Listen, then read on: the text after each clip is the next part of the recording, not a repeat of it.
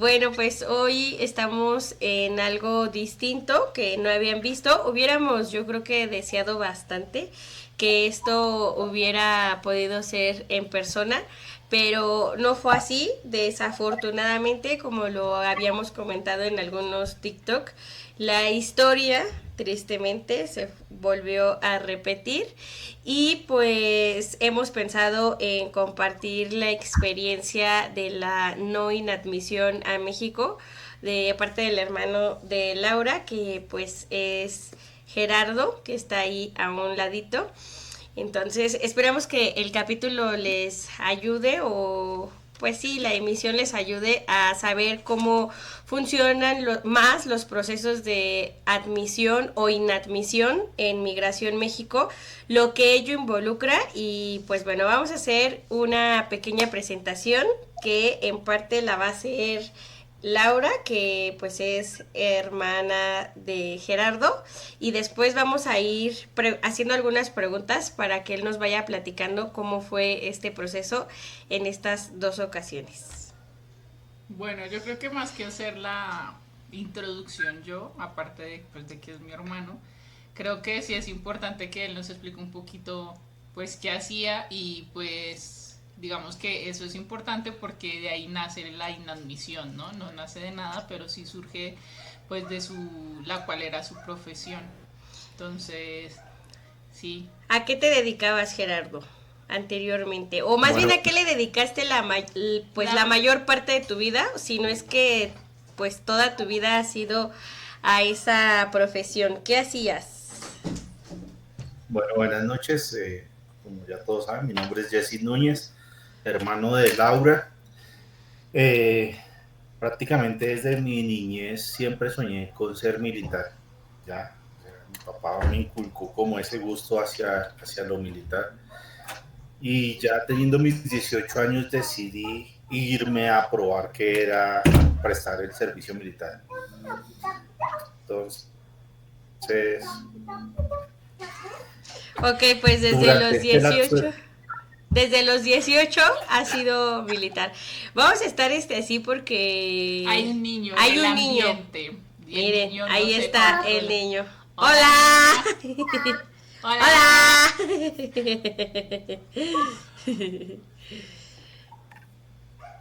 Bueno, entonces, esto lo vamos a editar. No, Se va a ir así limpio. así se va a ir. Bueno, entonces a los 18 años decidí irme a probar qué era prestar servicio y no quería algo cerca. Siempre he tomado mis retos como algo primero que todo, como de distancia y decidí irme a prestar servicio Leticia Amazonas, que para los que no conocen es al sur de Colombia y es parte de nuestra gran selva amazónica. Allí estuve durante un año y aprendí y fue cuando me encantó esta vocación de ser militar. Terminé de prestar servicio en el año 2009 y de ahí duré un año haciendo varias cosas mientras que solucionaba los temas de estudio y estas situaciones. 2010, junio del 2010, se me da la oportunidad y llego a la Escuela Militar de Cadetes General José María Córdoba, aquí en la ciudad de Bogotá, que es la escuela de los oficiales del ejército. Y en esta escuela duro 4 años haciendo mi carrera como enfocado en ciencias militares y alternamente hice una licenciatura en educación física a la vez. Después de estos 4 años, pues ya me dispongo a trabajar a nivel nacional y duro durante 14 años trabajando en diferentes partes del mundo. Durante estos 14 años fui a Estados Unidos en comisión de estudio, estuve en varias partes que yo digo que de Colombia no llega mucha gente y en muchos municipios donde pues se necesita la ayuda del Estado. Llegué al grado de capitán y para el año 2024 en septiembre eh, tengo 2 atentados en el departamento del Chocó. Estaba contra un grupo que se llama el GAO ELN y mi Dios es tan grande que me salvó. Estoy aquí. Y dije, no, no más, le voy a dar un cambio a mi vida, le voy a dar una nueva rotación a mi vida. Ya dejo de pensar mucho en lo que es el bienestar que me daba estar en las fuerzas militares, pero no iba a cambiar ese bienestar por mi vida. Y decido cambiar, y eso fue en enero que me retiro. Para febrero pensaba viajar por primera vez a México, que inclusive mi hermana estaba acá, íbamos a viajar juntos, viajamos juntos prácticamente, y llegando al aeropuerto me dicen, ¿a qué te dedicas? Y yo les digo, fui militar, y ya, ahí paso a una segunda entrevista, y esa segunda Yo creo, entrevista bueno, aquí es es importante un cuando... paréntesis, entramos juntos, pero entramos separados, porque pues no Sí, sabíamos, ¿no? Yo estaba, o aún en ese momento yo no contaba con mi residencia y solo traía mis papeles de, bueno, mi acta de matrimonio y como una cita con migración. Entonces en ese momento no sabíamos qué era más seguro, si pasar juntos o pasar separados. En ese momento dijimos separados. Y en efecto, él pasó primero como sí. con su filtro de migración, luego yo me quedé, yo en ese momento iba con Hachiko y resulté saliendo yo más rápido, pero yo veía que él se quedaba ahí en el filtro de migración. Entonces en ese momento ya se me hizo súper raro y sospechoso porque pues tomó más tiempo del que se debía tomar, ¿no? Pero yo sí vi que desde antes, desde la fila de migración, alguien lo filtró, que era el que estaba ahí al inicio de la cola, porque fuimos los primeros en salir, porque como traemos un perro de servicio y teníamos las primeras sillas, salimos de primeras y de hecho migración estaba desocupado. Pero yo como me quedé atrás, yo sí vi que el de migración, pues le hizo como una señal a, no sé, el de migración como para que lo filtrara a él. Yo dije, pues bueno, no hay problema, si le preguntan, es que igual está todo pues en norma, ¿no? Uno esperaría que no suceda. Y también teníamos la seguridad de que si él decía que era militar, iba a pasar más rápido, ¿no? Porque pues es un trabajo con el gobierno, es un trabajo estable, no necesitas irte a otro país. En ese momento digamos que no teníamos como la dimensión del problema que es ser militar e ingresar a México. No teníamos la dimensión de lo que eso significaba para el ingreso de México. Sí, yo creo que ese fue, bueno, no sé si un error, pero bueno, desconocíamos al 100% la condición que los militares en ese momento a nivel político tenían o tienen en México, ¿no? Desde el 2014, me parece, empezaron a negar al 100% la entrada de militares a México. Entonces, nosotros o más bien nosotras creíamos que en automático que él dijera que era militar, migración iba a decir, ah, pues tiene que regresar a su país, adelante, bienvenido, pero pues no fue así. Ahí es cuando desde enero para acá nos hemos enfrentado a una situación pues compleja. Y como ella lo dice, ¿no? O sea, la mitad o más de la mitad de su vida, pues se ha dedicado a servir a su país.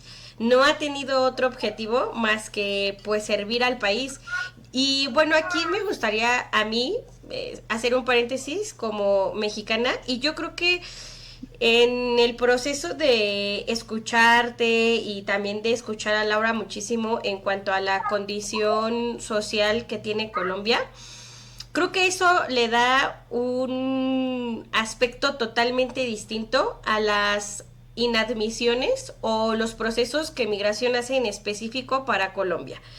No, creo que desde que yo honestamente he estado con pues Laura, me he hecho consciente de muchísimas problemáticas que creo que sí sabía que existían, pero no a la dimensión que tienen, ¿no? Y siempre dicen que México y Colombia son muy buenos amigos, son novios y demás, son primos, pero creo que esa analogía también surge por las problemáticas que comparten, ¿no? En este caso de violencia, de narcotráfico, de trata de personas. Entonces, pues bueno, no creíamos que el ser militar pues impediría el acceso, no creo que permanente, porque la ley de migración no menciona en ningún momento que los militares no pueden ingresar. Eso es a través de una cuestión más social y política. Pero, ¿cómo fue para ti este primer proceso de inadmisión, o sea, cuando viste que... ¿Qué pasó en la segunda, a partir de la segunda entrevista, no? Porque Ajá, lo que o sea, se ve es en el primer filtro. en este momento, o sea, ¿qué pasó por tu mente cuando viste que Laura, pues, se fue, pasó la fila, porque ella venía atrás, y que tú te quedaste ahí? O sea, en ese momento, ¿qué pensaste? Bueno, en ese momento, cuando te pasan a segunda entrevista, primero que todo, no entiendo por qué te aíslan del celular, te lo quitan y te pasan a una sala. En esa sala te dan un formato donde dice a qué vienes, si traes dinero, tienes invitación, quieres que se te autorice la llamada del consulado si es caso, si es necesario. Y ahí te tienen en esa sala aproximadamente una hora, yo creo, y durante esa hora no te dicen absolutamente nada. A la hora sale un agente de migración y te dice, bueno, pasa aquí a la sala y ya te pasan a hacer como esa entrevista, esa segunda entrevista. Y te dicen, bueno, ¿qué viene a hacer? ¿Dónde se va a quedar? Pero, pues yo siempre manifesté pues, que era militar, fui militar y venía prácticamente a estar con mi hermana, ¿sí? Cuando ellos ya, yo les digo que soy militar, me empiezan a revisar el celular, ¿ya? Entonces, que fotos, que WhatsApp, que una cosa, que lo otro. Y en esto pues dicen, no, pero es que tú perteneciste a estos grupos en el ejército. Y yo pues claro, es que toda mi vida me he especializado en eso. Esa es mi especialización, ¿ya? Y te sacan de esa segunda entrevista y ya después de esa segunda entrevista te tienen ahí, pongámosle que otra media hora, y ahí te preguntaron que si era cierto, me dijeron, ¿los están esperando afuera? Yo sí, claro, afuera me están esperando, inclusive les decía, mira, yo traigo dinero para gastar acá, y traía mi antiguo pasaporte donde demostraba mi visa americana. Ellos pensaban que yo me iba a quedar inclusive para pasar a los Estados Unidos. Yo les decía, yo es que yo no lo necesito porque yo ya estuve allá, ya tuve mi visa y nunca tuve problemas. De ahí te sacan y entonces ya te dicen, realmente no te vamos a admitir por cuestiones de seguridad en nuestro país, y ya, ahí pasas como a la tercera fase, que es donde ya pasas ahí hay dos habitaciones en la parte de atrás y hay otra parte que es donde están los lockers. Entonces la maleta que llevas de mano la metes ahí, pasas donde el policía, porque ya es un policía, entonces el policía te dice tu celular nuevamente, tu reloj, te quitas la correa, los cordones de los zapatos. Entonces yo les decía, pues yo no soy ningún criminal para que me estén quitando todo. ¿Ya? Que no, que son los protocolos, pero de una manera altanera, de una manera bastante agresiva. Bueno, entonces ya tú entregas todo, te meten en ese cuarto no hay absolutamente nada. Recuerdo que yo llegué y habían 3 personas más, había un señor de Guatemala, había un señor de Costa Rica y estaba mi persona. Al momento después de yo entrar, ingresa un americano e ingresan 9 sujetos provenientes de la China. Y eso se llena así. ¿9 Y nadie te dice, chinos? 9 chinos. Nadie te dice nada, nadie te explica nada. Y solo te llaman cuando necesitan firmar un papel, pero te tratan como lo peor. Y yo Entonces creo ya que... llegas a un punto. No, sí, sí que... Llegas llegas a un punto como que se te acaba como ya la paciencia, porque tú dices, es que yo no soy ningún criminal, yo no soy nada de eso. Entonces, ya, ahora sí, se te sale como el mal genio. Entonces tú, bueno, sí, soy colombiano, aquí estoy, ¿qué es lo que quieren de mí? Yo no estoy aquí para robarme nada. Y así te tienen. Fueron exactamente 12 horas de espera, donde nadie sabe de ti, nadie sabe qué pasó contigo, porque solo te dejan hacer una llamada y esa llamada solo dura 1 minuto y tienes que hablar en altavoz. Y entonces tú, no, ven, no pase, me van a volver para el país, tranquilo, estoy bien, pero de ahí en adelante tú no sabes qué va a pasar contigo, ¿ya? Ya cuando pasan esas 12 horas, pues tú no tienes la noción del tiempo. Eso fue exactamente como a las 12:30 de la noche. Yo llegué en vuelo de las 11 de la mañana y a las 12:30, 11:30 de la noche te sacan y llega una persona de la aerolínea. Ya la persona de la aerolínea llega ahí, le firman unos papeles, tú firmas unos papeles. Y en el caso mío, los agentes de migración de la Marina de México me llevan hasta el avión, me sientan en la silla ya cuando el avión está completamente lleno.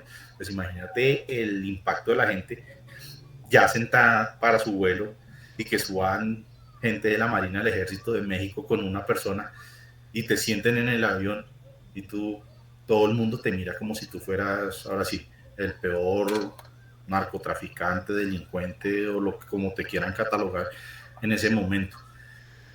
No te entregan el celular, no te entregan el pasaporte y así es, arrancas de vuelta para Colombia. Ya cuando llegas a Colombia, sales de último del avión y ya pues tú te bajas y le dices a la azafata, bueno, mi celular, mi pasaporte, entonces te dicen, no, tienes que ir hasta Migración Colombia y desde Migración Colombia te dan tu pasaporte y tu celular. Entonces llegas a Migración Colombia a otra sala, pero pues ya el trato es diferente, ya es completamente diferente y te dicen, bueno, yo en esa primera, yo, bueno, es que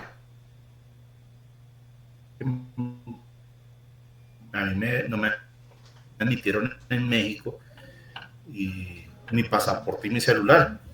La aerolínea pues como a los 20 minutos lo lleva, entonces ya gente de migración te sella, te entrega tu celular y ya, hágale, puede salir, hágale, siga. Y así pasa completamente. Eso es lo que pasa durante ese lado. Ajá, la contraparte, porque bueno, digamos que esa es la parte de él, pero por ejemplo yo pasé y obviamente yo tenía que hacer un proceso, aparte del mío, hacer un proceso con mi perro, ¿no? Y es llevarlo a que me lo revisaran. Mientras yo hacía ese proceso, se cruza la persona que iba al lado de nosotros en el vuelo, que era una señora que creo que ya viviendo muchos años en México, súper buena gente, y ella cruza por al lado mío y lo único que me dice, oye, tu amigo se lo llevaron al cuartito, me dijo así. Entonces yo me quedé viéndola y entonces yo llamé luego a Damaris y le dije, se lo enviaron a un cuartito, me lo acaba de decir la persona que iba al lado de nuestro vuelo. Le dije, no lo van a sacar, o sea, ya él no va a salir. Entonces yo salgo embolatadísima porque llevábamos un montón de maletas, las de él, las mías, y yo llevaba un perro. O sea, en esas me tocó agarrar todas las maletas, el perro todo, salí yo sola, ya estaba ella ahí. Y entonces me empecé a decir que ya la habían llamado, ¿no? Que en medio del filtro que le hicieron a ella, la habían llamado ya a preguntarle cosas.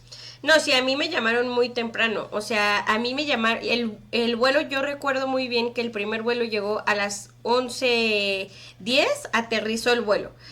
Y ustedes, o sea, la verdad es que salieron muy rápido, me imagino que no había gente en migración, porque no, a las 11:20 yo acababa de llegar al aeropuerto, 11:20 me llamaron de migración a mí.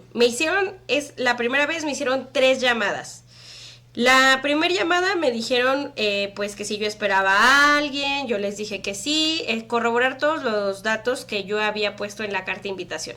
Y hasta ahí, ok, perfecto, no, ok, muchas gracias. Y en esa primera llamada, la verdad es que se comunicó conmigo un agente, creo que era de la Marina, pero honestamente su trato fue un poco déspota, pero yo honestamente no tolero que la gente sea grosera. Entonces yo rápido me enciendo y me impongo. Entonces yo recuerdo muy bien que el señor me dijo, pero es que él no tiene ningún documento que acredite su profesión, porque antes me preguntó a qué se dedica y yo le dije, él es militar. Pero es que él no tiene ningún documento que acredite que él es militar. Yo en ese momento me enojé porque yo les había dicho a ellos que para el filtro de migración es indispensable que traigas todos los documentos impresos. Y ese es un tip al momento del ingreso. Tú no puedes traer ningún documento digital porque ellos no te dejan sacar el celular en ese momento. Entonces, cuando me dijo eso, yo dije, no imprimió lo que le dije que imprimiera, ¿no? Yo pensé que hasta ahí ese había sido el error. Entonces yo dije, no, pero en su celular él trae una tarjeta digital que se la muestren, denle oportunidad de que se la muestre.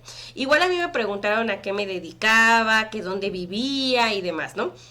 Entonces hasta ahí dije, bueno, pues ni modo, segunda entrevista. O sea, yo ya estaba preocupada, honestamente, porque yo dije, no puede ser, ya me llamaron, algo hizo mal, se puso nervioso y demás. Laura todavía no había salido y como a los 15 minutos, 20 minutos, me vuelven a llamar y me vuelven a decir más cosas. Pero yo, honestamente, en las 3 llamadas que me hicieron los agentes de migración, bueno, las otras 2, yo pensé que a él lo estaban interrogando y que él estaba diciendo toda esa información, porque me dijeron cosas muy sensibles que en efecto solo él sabe. Me dijeron que si era casado, que si tenía familia, que cuánto dinero traía. Me dijeron que ¿qué más me preguntaron? Así que solo él sabía. Que si se quería quedar, ¿no? En el país. Que él había dicho que era casado, porque me preguntaron, ¿cuál es su estatus en Colombia? Él es, soltero, casado, ¿qué es? ¿Tiene novia? Y yo dije, no, pues él es, soltero, pero es que él dice que es casado. Entonces, o sea, con esas respuestas yo dije, no, pues en efecto él se puso nervioso y está diciendo muchas cosas, ¿no? Porque también empezaron a decir, pero ¿usted espera a alguien más? Y yo ahí dije, sí espero a alguien más. Y ahí fue cuando, pues, ya mencioné que esperaba a Laura, pero Laura ya había salido, ¿no? En esa tercera llamada. Pero les juro que yo creo que en cada parte, tanto de la persona que espera como de la persona que va con esa persona, tanto como tú, pues los procesos son difíciles, ¿no? Creo que la incomunicación es algo que en efecto mata a lo largo que va a pasar, bueno, a lo largo que van pasando las horas, ¿no? Yo creo que ese primer día fue muy complicado porque cuando me hicieron la segunda llamada y Laura todavía no salía, dije, ¿qué le voy a decir a su mamá, no? Pues de Gerardo, de Laura, ¿qué hago? O sea, ¿qué digo, no? Igual yo les dije a los agentes de migración que me permitieran corroborar los datos, que qué duda tenían, que yo estaba ahí, que me preguntaran lo que quisieran, ¿no? Que igual a él lo cuestionaran. Entonces, creo que sin duda es un proceso que no le deseo a nadie. Y ahorita que tú bien decías que cuando te suben los agentes de migración, honestamente, yo todas las veces que he ido a Colombia, a mí me parecía normal. La primera vez sí me impactó, porque pues tú ves la cara de las personas que inadmiten, ¿no? De cansancio, de tristeza, de frustración. Y yo la primera vez que vi eso dije, órale, ¿por qué tantos, no? Dije, bueno, pues no los admitieron. Y al principio sí me cuestioné, dije, pero ¿esos quiénes son? O sea, ¿por qué los custodian? Porque literal los custodian. Y creo que es algo muy difícil que da, creo que mucha tristeza, mucha angustia en esa primera vez, el no saber nada de la persona. Es algo que, pues, no sé, como que no te preparas porque no sabes si ya comió, no sabes si... De hecho, nosotras regresamos al aeropuerto porque, claro, teníamos que ir a la casa, dejar al perro, dejar las maletas y luego regresarnos, ¿no? Y regresar a preguntar a migración y a la aerolínea, porque en ese momento, pues, no, en efecto, desconocíamos, creo que de ambos lados, pues, cómo funciona una admisión y cuánto tiempo se demora. Y ya luego yo sí había visto que podían durar 3 días o hay personas que duran 3, 4 días en esos cuartitos porque no hay vuelos de regreso. Entonces a mí lo que me preocupaba pues era eso, ¿no? Que él estuviera 3, 5 días, bueno, lo que a ellos se les diera la gana, y pues sin saber, ¿no? Si comía o no. Entonces nos regresamos a preguntar, en migración dijeron, no, pues eso no nos corresponde, ¿no? No es como que sepan cómo... que sucede ahí adentro, y porque supongo que la cantidad de admitidos es bastante, ¿no? Y luego nos acercamos a la aerolínea. En un principio pues no querían como decir nada, ¿no? Pero ya luego... No, sí los obligamos. Sí los obligamos a decir. ¿No? Sí fue imposición. O sea, sí nos tuvimos que imponer con la aerolínea, en este caso Volaris, porque ahora decía, no, es que eso es de migración. Y bueno, al principio uno noble pues va a migración, ¿no? Y luego te están dando vueltas, llega un momento en el que, a ver, a mí alguien me tiene que responder. O sea, entonces, sí, en la primera vez sí nos impusimos y sí dijimos, es que mira, pasó esta situación, no me interesa qué se tenga que hacer. Yo quiero que me garanticen, si es necesario yo le compro un vuelo en este momento, pero a mí me garantizan que mi familiar va a retornar en el vuelo de las 12, porque nosotros sabíamos que ese es el vuelo que tienen hacia Bogotá, ¿no?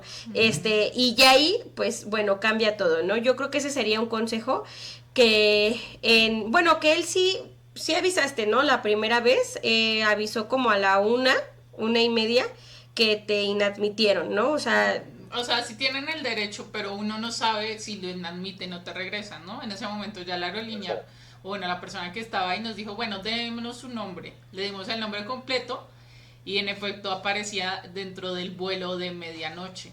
Entonces ya ahí nos tranquilizamos porque sabíamos que tenía una silla en ese vuelo, o sea, sí lo iban a regresar, y eso pues también nos ayudó para nosotros decir en Bogotá que él llegaba aproximadamente a las 6 de la mañana, una cosa así.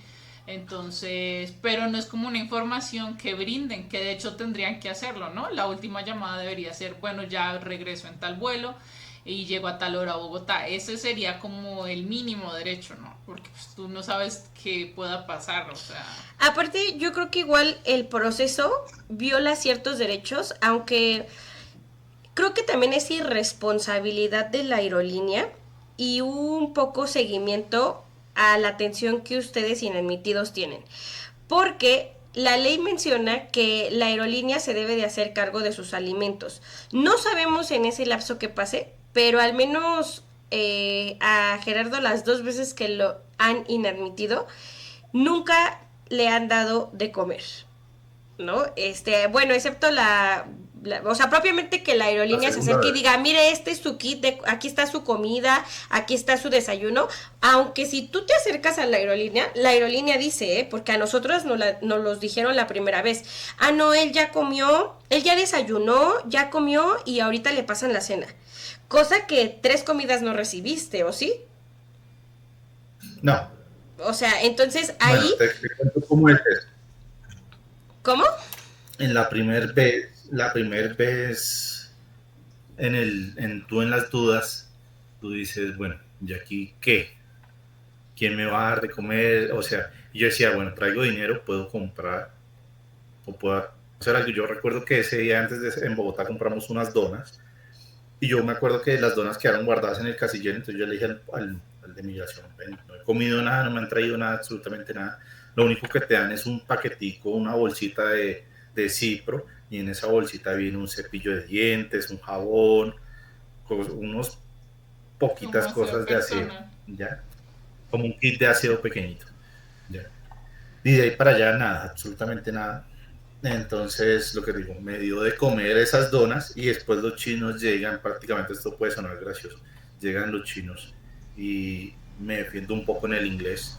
Uno de los chinos habla inglés y me pongo a entablar una conversación con él. Ellos llevaban comida, traían comida de la China y ellos me comparten de su comida, ¿ya? Durante este lapso, como tú decías, jamás te dicen a qué hora es el vuelo, a qué hora sales, a qué hora te devuelves. En ningún momento te dicen eso. Entonces tú la zozobra sin tiempo, porque no tienes tiempo, no sabes qué hora es. El cuarto donde estás, la luz nunca la apaga. O sea, si la gente quiere descansar, no va a descansar porque tú tienes la luz prendida 24 horas del día. Y es un cuarto donde no hay ventanas, tú no ves el sol, no ves la luz, sino lo único que te alumbra son los bombillos, y los bombillos jamás los apagan. O sea, que ¿quién va a descansar así? ¿Ya? Me pasó en el segundo lapso, tú ya consciente de lo que va a pasar. Entonces yo llegué y había otro colombiano y me dice, no, pues, pero espérate. Ya te vas hasta la segunda vez, ok. Esa fue la primera vez. ¿Ahí qué pensaste? O sea, cuando llegaste a Colombia en febrero, ¿qué pensaste? No, pues la primera vez, bueno, antes de eso, pues sin saber el trámite y el proceso que ustedes estaban haciendo por fuera, yo adentro también llegué y les dije, en cuanto darle un pasaje a Colombia en cualquier avenida, yo lo pago y me devuelvo. Yo miro cómo lo pago y me devuelvo, pero no me tengan aquí encerrado, yo lo hago ya. ¿Ya? En cuanto vale, yo me voy ya. Yo no quiero estar más acá. Pero aún así te tienen aislado y tú la zozobra. Pero entonces lo que te digo, tú jamás en ningún momento sabes, ni te dicen, ven, te vamos a devolver, te vamos a esto, lo otro, o te vamos a sacar a tal hora. Tú no sabes absolutamente nada, ¿sí? Tú quedas como Bueno, veremos a ver qué van a hacer conmigo. Pero lo que te digo, ahorita en la segunda fase te voy a contar otras cosas que tú dices complicado. No para uno. Y ahí uno dice, gracias a Dios, México, Colombia, estamos a 4 horas. Hay gente que está al otro lado del mundo y como decían ahorita, conocí una persona, 2 personas que llevan prácticamente 10 días esperando vuelo, pues en ese momento. Y había otro señor, ahorita como les digo, en la segunda fase les voy a contar que hay gente que, mm, por favor, o sea, en mi primer caso llegó uno estadounidense. Ahí es donde tú dices, te mezclan con todo el mundo. Puede ser una persona americana, con todo el respeto, pero se ve que es una persona de la calle, ¿sí? ¿Y cómo es posible que alguien de migración en ese momento no a tener a alguien en migración que le traduzca o le entienda qué es lo que necesita esa persona, sino vaya, entre y entonces esa persona intenta como, venga, yo necesito hacer mi llamada, yo necesito bañarme, necesito esto, y nadie le entiende en ese momento. No sé si es por negligencia de ellos, que es mucha la negligencia y son muchas las cosas que uno dice, si aquí lograran ver lo que pasa, o Pues yo sea, creo que el esto principal sería problema de super. Migración México es que no tiene un ente que lo regule. Es decir, ellos pueden Eh, hacer lo que quieran, como quieran y como les parezca. Y honestamente, Migración después de... México no solo cuando te reciben, sino Migración México en todos sus procesos, en mi proceso de migración, pues no tienen calidad humana. O sea, no sé de qué manera los instruyan y no creo, o sea, no voy a generalizar que sean todos, porque capaz si hay pues personas con más calidad humana dentro del sistema de migración. Pero el problema de Migración México es que si no lo regula alguien y alguien no les pone digamos que unos lineamientos de calidad humana, pues ellos van a seguir funcionando de la manera que funcionan hoy en día. Y de hecho, no tienen gente capacitada para hablarle a otras personas en su idioma, pues eso es incluso aún más jodido. Estás violentando a la No, y mira, persona ya ahorita, que no se puede comunicar. en la segunda vez, lo del que está de policía y el que te retienen los celulares, ya le colocaron como un traductor, pero pues aún así la gente, eh, hay gente que digamos llega y en ese lapso de la segunda entrevista hay gente que de pronto viene solo a escala y te paran en la segunda entrevista. Lo vi en una persona de Japón que entró a la segunda entrevista y él decía, pero es que mira, yo tengo mi tiquete de escala, yo necesito cogerme otro vuelo, lo voy a perder, ¿quién me va a responder? Y lo único que te dice el policía en ese momento, siéntese, espérese y ya. Y siéntese y espérese. Le decían en inglés, porque no saben decir más. Y yo le Imagínense la decía, preocupación de alguien, mira, o sea, la preocupación de mi hermano que habla español, bueno, entiende, ¿no? Se puede defender y decir su pensamiento y etcétera. Pero alguien que no está en su idioma y se siente igual y está más desconcertado porque seguramente la información que le brindan no es clara, ¿no? De saber cuál es su proceso. no, O sea, no me quiero exacto. Y lo imaginar el único que sufrimiento de ellos y la intriga porque pues no estás entendiendo nada, absolutamente nada. Ok, esa no, fue la primera vez que pues te inadmitieron. Pero ¿cuál fue la sensación al llegar a Colombia, no? O sea, ¿cuáles fueron las afectaciones posteriores pues, a ese no. proceso Bueno, nuevo, no? yo digo que sentí, se siente uno, o bueno, inevitablemente tú te quiebras por completo porque tú dices, ven, yo no voy a hacer nada malo y tú dices, mi profesión me catalogan como un bandido. Y llegas a Colombia, yo me acuerdo que llegué a Colombia, primero que todo lo único que llamé y primero te llamé a ti, te dije, bueno, ya estoy en Colombia, bla, bla, bla, pero tú llegas a tu país y tú dices como que, bueno, estoy en casa, estoy otra vez, pero te sientes, o sea, vulnerado en muchas cosas, pues porque, o sea, tú haces el esfuerzo, pagas pasaje. Bueno, se nos cortó un poquito la transmisión, entonces decidimos volver a iniciar todo. Creo que ahora está mejor, ya nadie se ve pixeleado y eso está perfecto. Entonces nos quedamos en una última pregunta sobre la primera experiencia de inadmisión, que fue... La pregunta es, pues, ¿qué se siente? ¿Qué sensaciones se trae después de ser inadmitido y regresar a Colombia? Bueno, yo digo que las sensaciones es un choque de emociones donde te sientes como, uy, como, como si nunca en la vida te hubieran juzgado así. Como te digo, creo que no soy una persona que ha obrado mal durante mi vida, sino siempre he querido hacer las cosas bien y correctamente, ¿ya?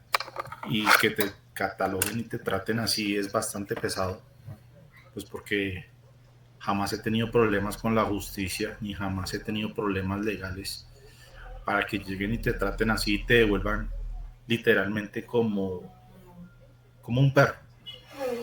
Ya, lo único que quieres en ese momento y ese vuelo de vuelta, lo que piensas es, bueno, en ese momento tú piensas, dejé a mi hermana, mi familia no sabe qué va a pasar conmigo, ni sabe dónde estoy, pero tú en ese momento en el avión no miras hacia otro lado porque preciso en ese momento me tocó la ventana y me acuerdo mucho que decía, o sea, solo quiero volver a casa, ¿ya? Eh, y tú no quieres que la gente te mire así destruido, porque literalmente vas destruido y llegas a Colombia y cuando logras hacer tu llamada, tú tienes esa carga de todas esas 12 horas estar comprimiendo y guardando todo eso. No, tú te revientas y con la primera persona que hablas tú lloras o con las que hablas de ahí en adelante tú lloras, pues porque las emociones son muchas, ¿ya? Porque sí, como te digo, psicológicamente es muy matador que te cataloguen y te traten de una manera como si tú fueras un bandido. ¿Ya? Puede que haya momentos o personas, no quiero juzgar porque no soy nadie para juzgar, que realmente no deben ingresar e ingresan sin problema, Ujú. ¿ya? Que vas con todas las buenas intenciones, te tratan como lo peor. Entonces tú te dices, ¿será que vuelvo? ¿Será que no vuelvo? Y bueno, eso es lo que piensas en el momento y solo quieres es llegar a casa. Yo me acuerdo que tanto que me bajé, salí, cogí mi maleta y no cogí taxi de una vez, sino caminé como unos 20 minutos y ya cuando otra vez como que dices, bueno, estoy en casa nuevamente, ya, y irte a enfrentar y llegar a la casa. Y no solo eso, sino que todo el mundo, tú coges y enciendes tu celular y mensajes, mensajes, llamadas, llamadas, mensajes, mensajes, ¿dónde está? ¿Qué pasó? Mensajes. Y tú no sabes a quién responderle. Tú no sabes, porque todo el mundo te va a empezar a cuestionar y a preguntar y a preguntar y a preguntar. Y en ese momento tú no quieres preguntas. Tú lo que quieres es como, bueno, ya estás en casa, tranquilo. Y ahora sí, eso. Y ahí es donde voy a lo otro. Jamás piensas repetir esa historia. Eso fue lo que sentí. Y como lo digo, hay muchos vacíos, hay muchas cosas. Hay gente que sí realmente no debería estar y tú ves que pasa como si nada. Eso es todo prácticamente. Muy bien. Bueno, pues yo creo que en esa primera ocasión aprendimos lo que era un proceso de inadmisión. No entendíamos del todo que pues ser militar iba a impedir el proceso. Honestamente, hasta ahí habíamos creído que fue porque se puso muy nervioso, porque a lo mejor no ensayamos, porque no tenía claro qué iba a decir con migración, porque le ganaron los nervios, porque habló de más, porque le revisaron el celular. O sea, yo creo que la primera vez nosotras dimos muchas respuestas al por qué no pudo pasar, ¿no? Y creo que analizando ahorita la situación, yo pienso, no sé ustedes qué piensen, que estuvo bien que se hayan separado la primera vez, porque si en efecto, pues tú hubieras pasado, o sea, hubieran pasado juntos, a los dos los hubieran devolvido y el proceso de Laura se hubiera visto pues impedido, ¿no? Digo, o se hubiera buscado otro método, pero pues sí, o sea, hubieran dicho, no, no, no, pues ninguno entra, ¿no? Entonces yo creo que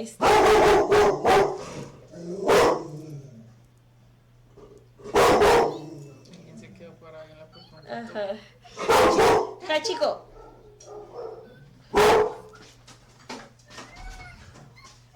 Bueno, nuestro perrijo Hachiko está, este, alerta porque alguien se quedó parado en la puerta.